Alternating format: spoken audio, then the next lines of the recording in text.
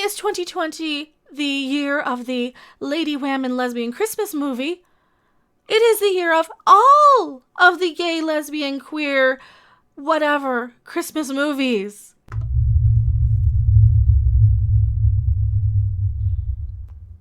Hello everyone, I am Mecha Random 42, the one, the only, the original, your favorite YouTube consumer advocate, Harpy. Oh yeah, we have some updates on all of these Christmas movies that are popping up this year. And I guess if you had like sprinkled one or two in over the years, we wouldn't have noticed. But now they're writing articles focusing and showcasing how many... My pop isn't working. How many there are. There we go. 2020 became the year of the queer Hollywood movie.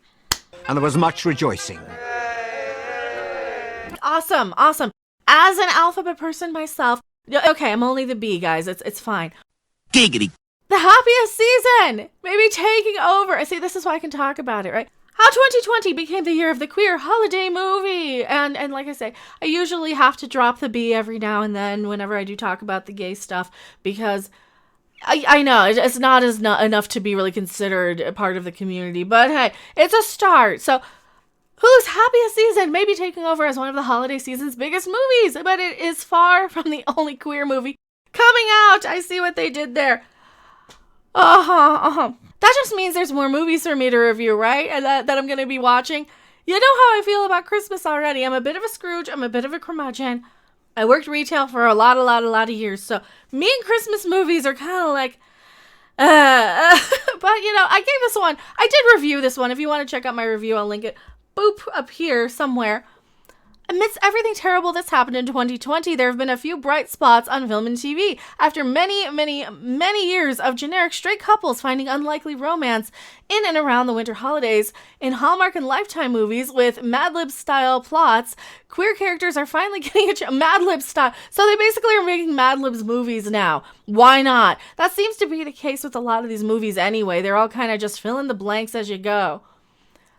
Queer characters are finally getting a chance to star in their own charmingly hokey December set rom-coms on those networks, along with streaming services like Netflix and Hulu. And yeah, that's one of the ones I did review. Of late, most of the spotlight has gone to Hulu's queer romantic drama Happiest season, following its premiere on the Thanksgiving holiday frame. Over the Thanksgiving. Yeah, I watched it recently. I did watch it more recently than that because I think Thanksgiving is just a little bit too early for Christmas movies. And the movie revolves around Abby and Harper, played by Kristen, Stewart, and Mackenzie Davis, and their, shenanigans entail. They've actually done a few of these. People didn't like Harper either. We're not going to read that article, but I did pull it up just because, yeah, viewers are being too hard on Harper. Although Harper makes some questionable choices, the film makes it clear why she does. They didn't like her being in the closet. They did not like her being, fine, we will read this article anyway. This is the thing. We're going into spoilers for this movie. Happiest Season is the first mainstream Hollywood Christmas film with a lesbian relationship at its center.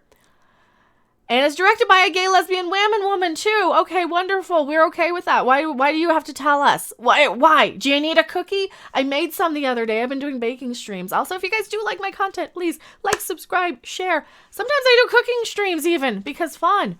Critics have been generally favorable towards it, and there's a large community that recognizes the film as an exciting step forward in LGBTQ representation. However, here we go. There are vocal collectives of fans who are far too critical of the character of Harper, played by Mackenzie Davis, the Whaminator. While Harper does make choices that hurt others throughout the film, there's reasons for why she does so. Harper invites her girlfriend Abby, now here we get spoilers into this movie, to her parents' house for Christmas, and the two are forced to keep their relationship a secret because Harper has not yet come out to her parents.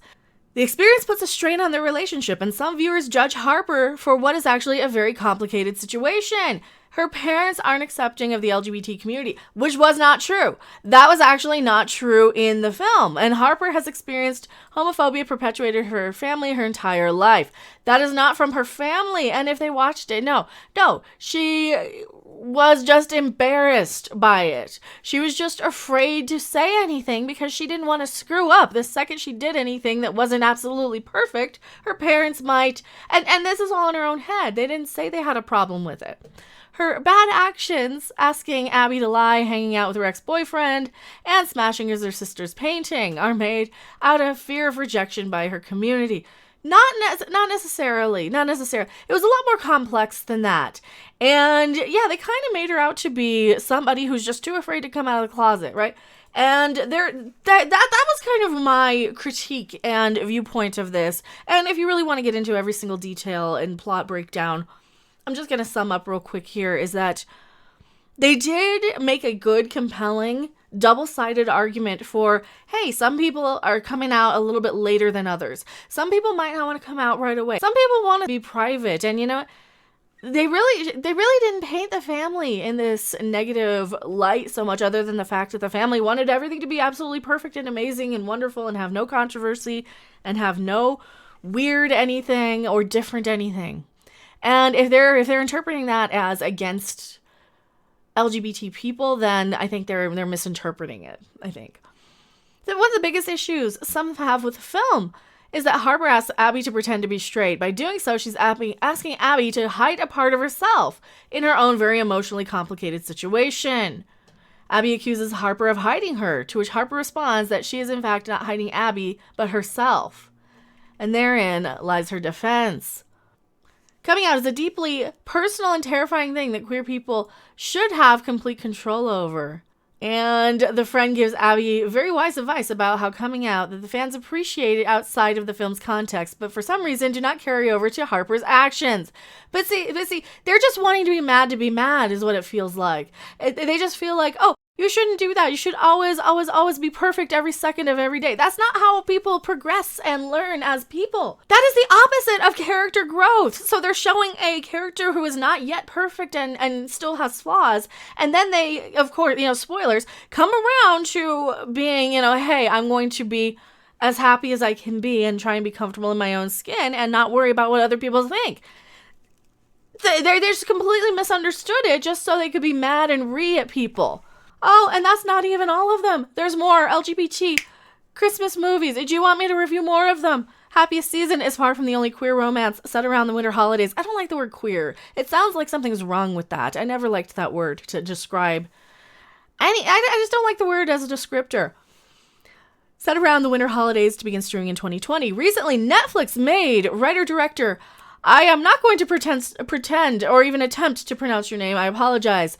A New York Christmas Wedding available to watch following its premiere at this year's American Black and New York Latino film festivals. The movie stars, so it's a double diversity. So there are lesbians of color too. The movie stars Nia Fairweather as Jennifer, a queer woman who's on the verge of marrying her kind fiancé, David, when she gets a Christmas Eve visit from a guardian angel who shows her an alternate reality where she was honest about her feelings for her first love and childhood friend, Gabrielle. All right. Elsewhere, November's The Christmas House was this first Hallmark winter holiday dramedy to prominently feature a queer couple, and December will see the release of 3 more holiday movies that are queer-oriented, and I still don't like that word. The list includes I Hate New Year's, a rom-com about a music star who returns home to Nashville for New Year's to rekindle ties with her ex-girlfriend, only to fall in love with her best friend. The Christmas Setup, a Lifetime rom-com about a big-shot American lawyer who's about to move to London when he gets set up with his high school crush over the winter holidays. And Dashing in December, a Paramount Network original about a man who returns home for the holidays to convince his mom to sell their family's Colorado ranch, only to find himself falling for the ranch's new helping hand. Is that Brokeback Mountain again? Oh, Lord. As much as I don't like romances anyway, I think this might be a fun experiment to see if they're just a bunch of generic, just to see if they're getting diversity right. Because I already reviewed one called Christmas Ever After, which had the main character, Izzy, played by an actress in a wheelchair. And they did a lot of really, really wonderful things for inclusion and diversity that you don't see in the major Hollywood sort of things. Oh, and there's more! Netflix's Dash and Lily, which dropped in November, is neither a movie nor an overtly queer story, but it deserves a shout out too. Yada yada. So, yeah, tell me what you guys think. Do you want me to review any more of these?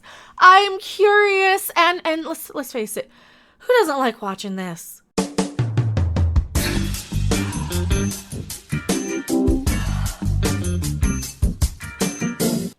you're right. It's better when it's Star Trek. Tell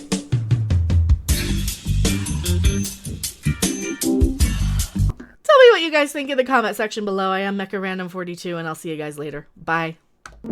Thanks for watching. If you liked it, make sure to hit that like button. And if you want to see more, don't forget to subscribe. See you in the next video. Bye!